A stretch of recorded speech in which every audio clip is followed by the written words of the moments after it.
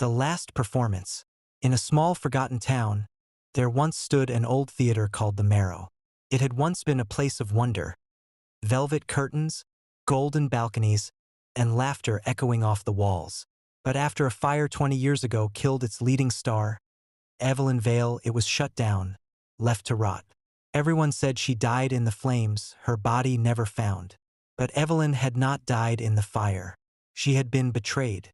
The cast had grown jealous of her fame and conspired to lock her in the dressing room, setting a controlled fire to scare her. But it had spread too fast, and the flames devoured everything. They swore to secrecy and claimed it was an accident. Now, 2 decades later, the Marrow was being reopened. The original cast members, now middle-aged, were invited back for a reunion performance by a mysterious producer named Ms. V. Lane. The promise of money and nostalgia lured them back. Opening night arrived. The crowd was a sea of smiling faces.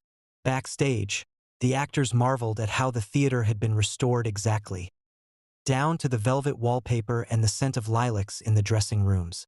But something was wrong. The lights flickered in strange rhythms. Costumes moved when no one touched them. Mirrors whispered things in voices not their own. Then the script changed. Lines began appearing in blood-red ink on their cue sheets, lines they never rehearsed. One by one, the cast members started dying, each in a twisted parody of the roles they once played. The leading man was found hanging by stage ropes, the dancer impaled on the very set she once performed on. In the final act, only one remained, Clara, the woman who had orchestrated Evelyn's betrayal.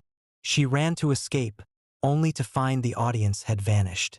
Except one figure in the front row, wearing a charred red dress, face half burned, eyes glowing with hatred.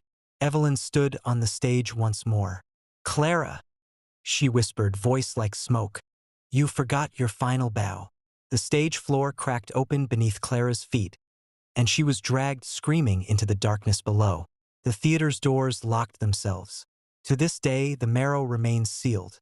Some nights, locals say they hear applause coming from within, followed by screams. And Evelyn, she gives one last performance night after night, until everyone who wronged her has taken their final bow.